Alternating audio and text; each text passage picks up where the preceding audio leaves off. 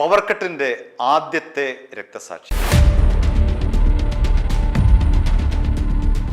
UDF സർക്കാർ അധികാരം ഏറ്റതിന് പിന്നാലെ സംസ്ഥാനത്ത് പവർ കട്ട് രൂക്ഷമായിരിക്കുകയാണ്. പലയിടത്തും 2-3 മണിക്കൂറുകളോളം വൈദ്യുതി മുടങ്ങുന്ന അവസ്ഥയിലെത്തി. ചിലയിടത്ത് 5 മണിക്കൂർ വരെ 2-3 ഘട്ടമായി വൈദ്യുതി മുടങ്ങുന്നുണ്ട്.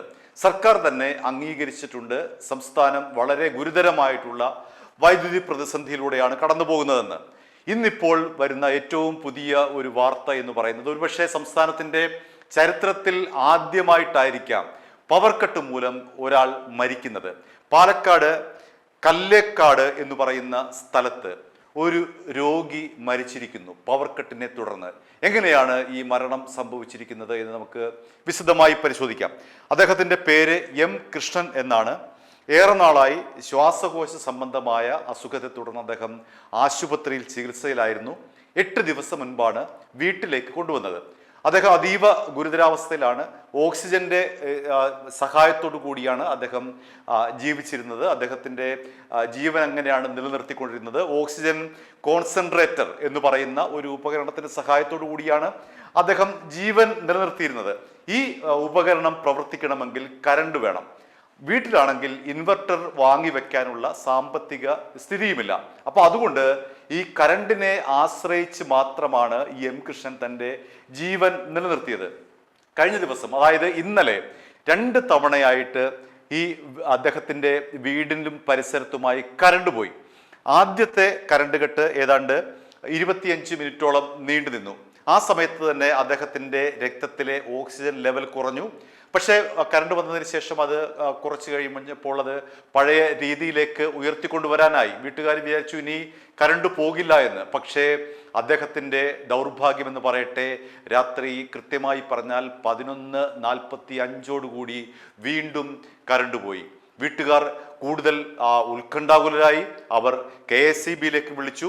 KSEBയുടെ നമ്പർ 04912537 എന്ന് പറയുന്ന KSEB ഓഫീസിലേക്ക് വിളിച്ചു. എന്തെങ്കിലും ചെയ്യാൻ കഴിയുമോ എന്ന് ചോദിച്ചു. KSEBക്കാർ കൈമലർത്തി, ഞങ്ങൾക്കൊന്നും ഇക്കാര്യത്തിൽ ചെയ്യാനില്ല, കറണ്ട് പോയത് തന്നെയാണ്, എന്താണ് പ്രശ്നം വെച്ചാൽ നിങ്ങൾ തന്നെ പരിഹരിക്കൂ എന്നാണ് KSEB ഉദ്യോഗസ്ഥരുടെ നിഷേധാത്മകമായിട്ടുള്ള ആ മറുപടി ആ കുടുംബത്തിന് ലഭിച്ചത്. ഒന്ന് ആലോചിച്ച് നോക്കണം.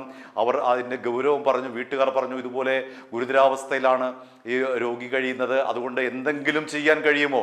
KSEBക്ക് വേണമെങ്കിൽ എന്തെങ്കിലും സഹായം ചെയ്യാമായിരുന്നു. പക്ഷേ KSEBക്കാർ പറഞ്ഞത് ഞങ്ങൾക്കൊന്നും ചെയ്യാൻ കഴിയില്ല, കറണ്ട് പോയത് തന്നെയാണ്, ഇനി കുറച്ച് കഴിയുമ്പോൾ വരും എന്ന് പറഞ്ഞവർ നിസ്സംഗതയോടുകൂടി ഒഴിവായി എന്നാണ് ഇപ്പോൾ വീട്ടുകാർ ഉന്നയിക്കുന്ന പ്രധാനപ്പെട്ട ആരോപണം.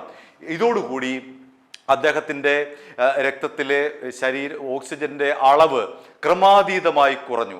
അങ്ങനെ കുറഞ്ഞ് മണിക്കൂറുകൾ കഴിഞ്ഞപ്പോഴേക്കും വീണ്ടും കറണ്ട് വന്നപ്പോഴേക്കും അദ്ദേഹത്തിൻ്റെ ആരോഗ്യസ്ഥിതി അതീവ ഗുരുതരാവസ്ഥയിലെത്തി. അങ്ങനെ ഇന്ന് പുലർച്ചെ അദ്ദേഹത്തിൻ്റെ മരണം സംഭവിച്ചു. ഏതാണ്ട് 6 മണിയോട് കൂടിയാണ് M. കൃഷ്ണൻ അന്തരിക്കുന്നത്. അതായത് പവർ കട്ട് മൂലമുണ്ടാകുന്ന സംസ്ഥാനത്തെ ആദ്യത്തെ രക്തസാക്ഷി എന്ന് വേണമെങ്കിൽ M. കൃഷ്ണനെ വിശേഷിപ്പിക്കാം. UDF സർക്കാരിൻ്റെ തലതിരിഞ്ഞ നയം, യാതൊരു തരത്തിലെ മുന്നൊരുക്കങ്ങളുമില്ലാതെ പ്രതിസന്ധി വന്നപ്പോൾ ആ പ്രതിസന്ധിയെ എങ്ങനെ മറികടക്കണമെന്നുള്ള ഒരു മാസ്റ്റർ പ്ലാൻ ഇല്ലാതെ തോന്നിയതുപോലെയുള്ള നടപടികൾ മൂലമാണ് ഇങ്ങനെ കേരളത്തിൽ കറണ്ട് പോകുന്നത്. നമ്മൾ എത്രയോ വർഷങ്ങൾ മുൻപാണ് ഇത്തരം ഒരു പവർ കട്ട് അനുഭവിച്ചത്. എന്തെല്ലാം പ്രശ്നങ്ങൾ പറഞ്ഞാലും എന്തെല്ലാം ആരോപണങ്ങൾ ഉന്നയിച്ചാലും പിണറായി സർക്കാരിന്റെ കാലത്ത് കഴിഞ്ഞ 10 വർഷം ഇത്തരത്തിലുള്ള ദുരനുഭവങ്ങൾ കേരളത്തിൽ ഉണ്ടായിരുന്നില്ല. ഇപ്പോൾ UDF സർക്കാർ അധികാരമേറ്റപ്പോൾ പതിറ്റാണ്ടുകൾക്ക് പിന്നിലേക്കാണ് ഈ പറയുന്ന വൈദ്യുതി വകുപ്പ് നമ്മളെ കൊണ്ടുപോകുന്നത്. പതിറ്റാണ്ടുകൾക്ക് മുൻപ് ഇതുപോലെ നമ്മൾ മെഴുകുതിരി വെട്ടത്തിൽ ജീവിച്ചിരുന്ന അവസ്ഥയൊക്കെ ഓർമ്മയുണ്ടല്ലോ. ആ സ്ഥിതിയിൽ നിന്നും പിണറായി വിജയൻ സർക്കാർ എത്രയോ ഭേദമായിരുന്നു കഴിഞ്ഞ 10 വർഷം. പലപ്പോഴുമൊക്കെ യാദൃച്ഛികമായിട്ട് കറണ്ട് പോകുന്നതിനപ്പുറത്തേക്ക് ഇത്തരത്തിലുള്ള സിസ്റ്റമാറ്റിക് ആയിട്ടുള്ള 2-3-5 മണിക്കൂറുകൾ നീളുന്ന കറണ്ട് കട്ട് കഴിഞ്ഞ 10 വർഷമായിട്ട് ഉണ്ടായിരുന്നില്ല. വല്ലപ്പോഴുമൊക്കെ കറണ്ട് പോകുന്നത് ശരിയാണ്, പക്ഷെ ഇത്തരത്തിലുള്ള കറണ്ട് കട്ട് കഴിഞ്ഞ 10 വർഷം ഉണ്ടായിരുന്നില്ല. അതുകൊണ്ട് തന്നെ നമ്മൾ കാര്യമായി ഈ ഒരു പ്രതിസന്ധിയെ അഭിമുഖീകരിച്ചിരുന്നില്ല. ഇപ്പോൾ വൈദ്യുതി മന്ത്രിക്ക് പോലും കൃത്യമായി ഒരു സൊല്യൂഷൻ ഇക്കാര്യത്തിലില്ല. എന്തുകൊണ്ടാണ് എന്താണ് ഇങ്ങനൊരു കറണ്ട് കട്ട്? അദ്ദേഹം എൽനിനോയെ കുറിച്ചാണ് പറയുന്നത്. ലോകത്തെല്ലാം മഴക്കുറവുണ്ട്, അതിൻ്റെ ഭാഗമായി ഇന്ത്യയിൽ മഴ കുറയുന്നു, അതിൻ്റെ ഭാഗമായി കേരളത്തിലും മഴ കുറയുന്നു. ഇങ്ങനെയൊക്കെ പറയുന്നതിന് അപ്പുറത്തേക്ക് എന്താണ് ഇതിന് അടിയന്തരമായിട്ടുള്ളൊരു പരിഹാരമെന്ന് നമ്മുടെ വൈദ്യുതി മന്ത്രിക്ക് പോലും പറയാൻ കഴിയുന്നില്ല. അദ്ദേഹത്തിന്റെ വാക്കുകൾ കേൾക്കാം. വളരെ ഗൗരവത്തിൽ തന്നെയാണ് അതിനെ കാണുന്നത്. ജനങ്ങളുടെ മുമ്പിൽ ആ കാര്യങ്ങൾ ഞാൻ ഇന്നലെയും മിനിഞ്ഞാന്നുമായിട്ട് വിശദീകരിച്ചിട്ടുണ്ട്. മഴയുടെ പ്രശ്നമാണ് ഏറ്റവും പ്രധാനപ്പെട്ടത്. അത് കേരളത്തിൽ മാത്രമല്ല, രാജ്യത്തൊട്ടാകെയുണ്ട്, രാജ്യത്തിനപ്പുറത്തുമുണ്ട് എൽനിനോ പ്രതിഭാസം.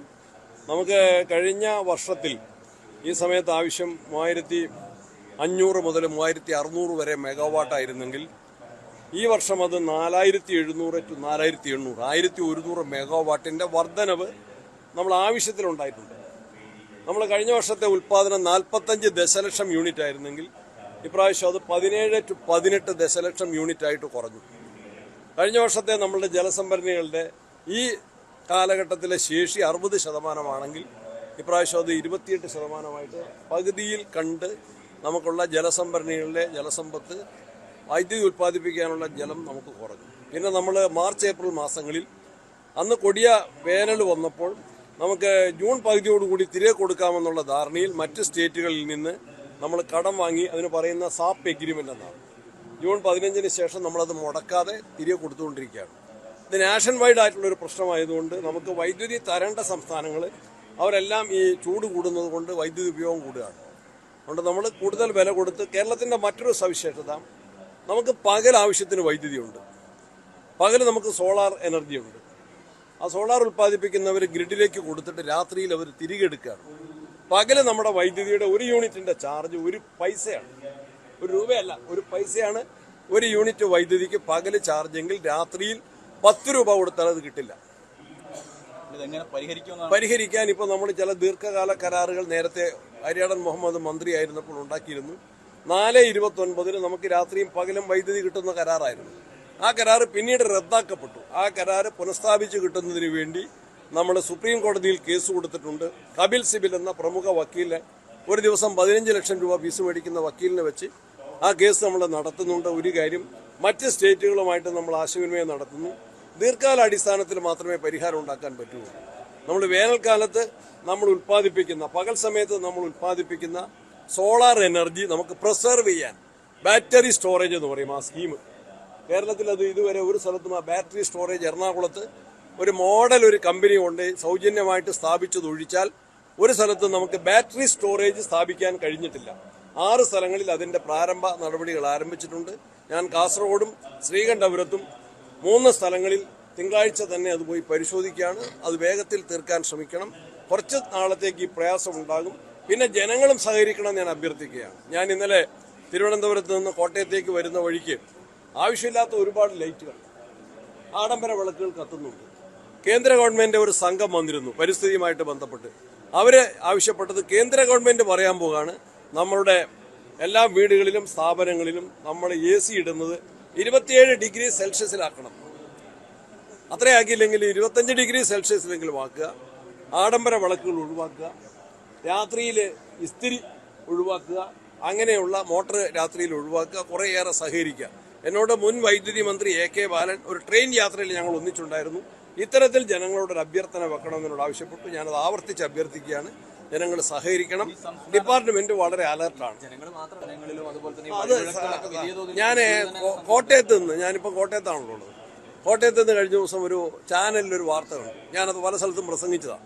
എന്താണ്, ഒരു ജനപ്രതിനിധികളുടെ ഓഫീസിൽ കയറിയപ്പോൾ ചെയർപേഴ്സന്റെ റൂമിലെ AC ഇട്ടിട്ടുണ്ട്, ഫാൻ കറങ്ങുന്നുണ്ട്, ചെയർപേഴ്സൺ അവിടെ ഇല്ല. You are the reporter, Mathrubhumi, I congratulate you. ഞാൻ മാതൃഭൂമിയിൽ നിന്ന് തന്നെ പല സ്ഥലത്തും പ്രസംഗിച്ചതാണ്, പല സ്ഥലത്തും കോട്ട് ചെയ്ത് പ്രസംഗിച്ചതാണ്. ഞാൻ 14 ജില്ലകളിലും ഇലക്ട്രിസിറ്റി ഉദ്യോഗസ്ഥന്മാരുടെയും ജനപ്രതിനിധികളുടെയും യോഗം വിളിച്ചു. ആ യോഗത്തിൽ ഞാൻ കുറേ സ്ഥലത്ത് ഇത് പറഞ്ഞതാണ്. എല്ലാവരും ശ്രദ്ധിക്കണം.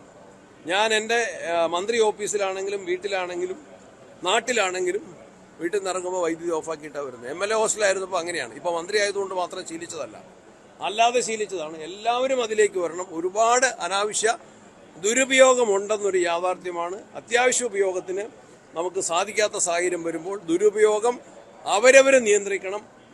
അതിന് ബോർഡും ഗവൺമെന്റ് എന്ത് ചെയ്യാൻ പറ്റുമെന്ന് ആലോചിക്കും. LDF-ന്റെ കാലത്ത് ഇത് ഈ കറണ്ട് കിട്ടില്ലായിരുന്നു. അതാണ് ഇപ്പോഴത്തെ ഒരു പ്രചരണം നടക്കുന്നത്. അത് തെറ്റായ പ്രചരണമാണ്. നിങ്ങൾ ഏപ്രിൽ മാസം നോക്ക്, ആരുടെ കാലോ? ഏപ്രിൽ മാസം 22 മുതൽ 27 വരെ വൈദ്യുതി കട്ടുണ്ടായിരുന്നു. ഈ ഗവൺമെന്റ് അധികാരത്തിൽ വരുന്നതിന് മെയ് 11, 18 വന്നേ, മെയ് 10, 11 തീയതികളിൽ പവർ കട്ടുണ്ടായിരുന്നു. AK ബാലൻ തന്നെ എന്നോട് ഈ ആഹ്വാനം നടത്താൻ പറഞ്ഞത് അദ്ദേഹം നടത്തിയ ആഹ്വാനത്തിന്റെ ഫലം കണ്ടിട്ടാണെങ്കിൽ അതിന്റെ തന്നെ അപ്പോൾ ഉണ്ടായിരുന്നു. പിന്നെ ഒരു കാര്യം രാഷ്ട്രീയ പറയുന്നതെങ്കിൽ ആര്യാടൻ മുഹമ്മദ് ഉണ്ടാക്കിയ ദീർഘകാല കരാർ റദ്ദാക്കിയതിന്റെ റിസൾട്ട് കൂടിയാണ്. ഇനി സംസ്ഥാനത്തിന് 1000 മെഗാവാട്ട് വൈദ്യുതി കൂടി മാത്രമേ ഉൽപ്പാദിപ്പിക്കാൻ അതല്ല, അങ്ങനെയല്ല വരുന്നത്. ഇനി നമുക്ക് 1000-ന്റെ അധികം ആവശ്യമുണ്ട്. 1000-ന്റെ അധിക ഉപയോഗം ഈ ഒരു വർഷം വന്നു. എന്നാൽ ഉൽപ്പാദനം കൂടിയില്ല, ഉൽപ്പാദനം കുറഞ്ഞു. ഉപഭോഗം കൂടി, ഉൽപ്പാദനം കുറഞ്ഞു. അവിടെയാണ് ഉപഭോഗം എന്തായാലും എത്ര പറഞ്ഞാലും കുറയ്ക്കാൻ കഴിയില്ല. കാരണം കൂടുതൽ സ്ഥാപനങ്ങൾ വരും, കൂടുതൽ വീടുകൾ വരും, കൂടുതൽ ആവശ്യങ്ങൾ വരും, കൂടുതൽ ചൂട് വരും. ഉപഭോഗം സ്വാഭാവികമായിട്ടും കൂടും. പക്ഷെ ആ ഉൽപാദനം കൂട്ടാനുള്ള എല്ലാ നടപടികളുമാണ് നമ്മൾ തീവ്രയത്നമാണ്. സമാനമായ സാഹചര്യമാണ് കേന്ദ്രത്തിലും അതെ. കേന്ദ്രം നമുക്ക് ഒരു ലെറ്റർ അയച്ചിട്ടുണ്ട്. കിട്ടാനുണ്ടെങ്കിൽ നമ്മളൊരു കാര്യം, ഫുട്ബോളിന് വേണ്ടി നമ്മൾ പകലും കൂടെ വാങ്ങുക. ഈ രീതിയിൽ പോയി കഴിഞ്ഞാൽ ഈ ലോഡ് ഷെഡിങ് എത്ര ദിവസം കൂടി അത് കൃത്യമായിട്ട് എനിക്ക് അങ്ങനെ പ്രവചിക്കാൻ പറ്റില്ല. ഈ രാത്രിയൊക്കെ 2 തവണയൊക്കെ പോകുന്നത് അത് വേറൊരു കാര്യമാണ്. അതിലെ വേറൊരു കാര്യം എന്താണെന്നറിയോ? നമ്മൾ അന്ന് തന്നെ ഓരോ ദിവസവും വാങ്ങുക, ഓരോ ദിവസം വാങ്ങുകയാണ്. നമ്മളിങ്ങനെ ഓഫർ കൊടുത്തിരിക്കുകയാണ്, ടെൻഡർ വിളിച്ചിരിക്കുകയാണ്. ചിലപ്പോൾ അവർ പുറകോട്ട് പോകും. നമുക്ക് തരാമെന്ന് പറഞ്ഞവൻ തരില്ല, കൂടുതൽ വിലയ്ക്ക് വിൽക്കും. അപ്പോൾ നമുക്ക് കിട്ടുന്നതനുസരിച്ച് ചിലപ്പം കൂടുതലായിട്ട് ഷെഡ്യൂൾ ചെയ്യേണ്ടി വരും. പിന്നെ വേറൊരു കാര്യം, ഇതിനെ നിയന്ത്രിക്കുന്ന ലോഡ് ഡിസ്പാച്ചിങ് സെന്റർ എന്ന് പറഞ്ഞൊരു സ്ഥാപനം, അത് ദേശീയ തലത്തിലുള്ള സ്ഥാപനങ്ങളുടെ ഭാഗമായിട്ട് ബാംഗ്ലൂരിലുണ്ട്. ഞാൻ തന്നെ നിങ്ങൾ ഈ ചോദിച്ച ചോദ്യം എനിക്കും കൂടി അറിയാത്തതുകൊണ്ട് ഞാൻ ചോദിച്ചു. നമുക്കെന്നാ ഒരു സ്ഥലത്ത് 2 പ്രാവശ്യം വരുന്നതിനെ നിയന്ത്രിക്കാൻ പാടില്ലേ, അല്ലെ മുൻകൂട്ടി അറിയിക്കാൻ പാടില്ലേ എന്ന ചോദ്യത്തിന് ഇന്നത്തെ പത്രങ്ങളിൽ നമ്മുടെ ചെയർമാൻ രാജമാണിക്യത്തിന്റെ ഒരു വിശദീകരണമുണ്ട്. അപ്പോൾ ചോദിച്ചപ്പോഴാണ് ബാംഗ്ലൂരിൽ പ്രവർത്തിക്കുന്ന റീജിയണൽ ലോഡ് ഡിസ്പാച്ചിങ് സെന്ററാണ്. നമ്മൾ അധികം ഉപയോഗിച്ചാൽ അപ്പോൾ തന്നെ കട്ട് ചെയ്യാൻ പറയും. കട്ട് ചെയ്തില്ലെങ്കിൽ അവർ മുഴുവൻ കട്ട് ചെയ്യും. അപ്പോൾ ചില മേഖലകളിൽ, ചില സെക്ഷനുകളിൽ നമ്മൾ കട്ട് ചെയ്യാൻ നിർബന്ധരാകുന്നു. അതാണ് അതിനോട് എല്ലാവരുടെയും സഹകരണമാണ് ഞാൻ അഭ്യർത്ഥിക്കുന്നത്. അധിക വിലയ്ക്ക് വാങ്ങാൻ ഇപ്പോൾ ഇന്നലെ ഒരു ഏത് മാധ്യമമാണെന്ന് എനിക്കറിയില്ല, മാധ്യമത്തിൽ വന്ന വാർത്ത ശരിയാണ്, ചെറിയ പൈസയ്ക്ക് കിട്ടാൻ. പക്ഷേ അത് പ്രവർത്തിക ഫലത്തിൽ വരണമെങ്കിൽ 2027 ആവും. ഈ ക്രൈസിസ് മാനേജ് ചെയ്യാൻ ഇപ്പം ഞായറാഴ്ചത്തേക്ക് ഫുട്ബോളിന് വേണ്ടി നമ്മൾ അധിക വിലയ്ക്ക് വാങ്ങുക. പകല് നമുക്ക് വാങ്ങേണ്ട ആവശ്യമില്ല. പകൽ 1 പൈസയ്ക്ക് കിട്ടുന്ന സാധനം നമ്മൾ 10 രൂപയ്ക്ക് വാങ്ങാണ് ആവശ്യമില്ലാതെ. കാരണം എന്താ, രാത്രി 10 രൂപയ്ക്കെങ്കിലും കിട്ടാൻ വേണ്ടി നമ്മൾ വാങ്ങുക. മന്ത്രി ഇങ്ങനെയൊക്കെ പറഞ്ഞ് മെഴുകുന്നതിന് അപ്പുറത്തേക്ക് കൃത്യമായിട്ടുള്ളൊരു പരിഹാരം കണ്ടെത്തുക, കേരളത്തിലെ പവർ കട്ട് അവസാനിപ്പിക്കുക. M കൃഷ്ണനെ പോലെയുള്ള എത്രയോ പേർ ഈ ഓക്സിജൻ കോൺസെൻട്രേറ്റർ പോലുള്ള ഉപകരണങ്ങളുടെ സഹായത്തോടു കൂടി ജീവൻ നിലനിർത്തുന്നവര് കേരളത്തിന്റെ പല ഭാഗത്തും ഉണ്ടാകാം, നമുക്കറിയില്ല. ഈ ഒരു മരണം വരുമ്പോഴാണ് അറിയുന്നത്. അതുകൊണ്ട് അടിയന്തരമായി തന്നെ കേരളത്തിലെ ഈ ഒരു വൈദ്യുതി പ്രതിസന്ധിക്ക് പരിഹാരം കാണേണ്ടതുണ്ട്. അങ്ങനെ വൈദ്യുതി വകുപ്പ് ഉണർന്ന് പ്രവർത്തിക്കേണ്ടതുണ്ട്. വൈദ്യുതി മന്ത്രി അടിയന്തരമായി ഇടപെട്ട് എന്താണ് ചെയ്യേണ്ടതെന്ന് വെച്ചാൽ ചെയ്യുക. മിടുക്കന്മാരുമായി കൂടിയാലോചിച്ചിട്ട് വേണ്ട കാര്യങ്ങൾ ചെയ്യുക. ഉദ്യോഗസ്ഥന്മാരുണ്ട്, നല്ല മിടുക്കന്മാരായിട്ടുള്ള ഉദ്യോഗസ്ഥർ, അവരോട് ചോദിക്കുക. അറിയില്ലെങ്കിൽ എന്ത് ചെയ്യണം അവർ പറഞ്ഞു തരും. അല്ലെങ്കിൽ പിണറായി വിജയനോട് പോയി ചോദിക്കണം, കഴിഞ്ഞ 10 വർഷം നിങ്ങൾ എങ്ങനെയാണ് ഇത് കൊണ്ടുപോയത് എന്ന്. അങ്ങനെ എല്ലിനോയെ പഴിചാരി രക്ഷപ്പെടാതെ കൃത്യമായിട്ടുള്ള ഒരു പോം വഴിയാണ് ഇവിടെ ആവശ്യം. കേരളത്തിലെ ജനങ്ങൾക്കും അത് തന്നെയാണ് വേണ്ടത്. അവർക്ക് വേണ്ടത് എല്ലിനോയാണ്, മറ്റേതാണ് മറിച്ചതാണ് എന്ന് പറയുന്നതിനപ്പുറത്തേക്ക് അവർക്ക് വേണ്ടത് എപ്പോൾ വന്ന് സ്വിച്ചിട്ടാലും ലൈറ്റ് കത്തണം, ആ രീതിയിലുള്ള മുടക്കമില്ലാതെയുള്ള വൈദ്യുതി എത്തിക്കുക എന്നുള്ളതാണ് ഒരു മന്ത്രി എന്ന നിലയിൽ ശ്രീ സണ്ണി ജോസഫിന്റെ മുന്നിലുള്ള പ്രധാനപ്പെട്ട ഉത്തരവാദിത്തം. ആ ഉത്തരവാദിത്തം അദ്ദേഹം കൃത്യമായി നിറവേറ്റുക. അല്ല എങ്കിൽ M കൃഷ്ണനെ പോലെയുള്ള രക്തസാക്ഷികൾ ഇനിയും ഉണ്ടാകും. i2i News, an eye for truth. i2i News subscribe ചെയ്തിട്ടില്ലാത്തവർ ഇപ്പോൾ തന്നെ സബ്സ്ക്രൈബ് ചെയ്യുക. നോട്ടിഫിക്കേഷൻ ലഭിക്കുവാൻ ബെൽ ബട്ടണും അമർത്തുക.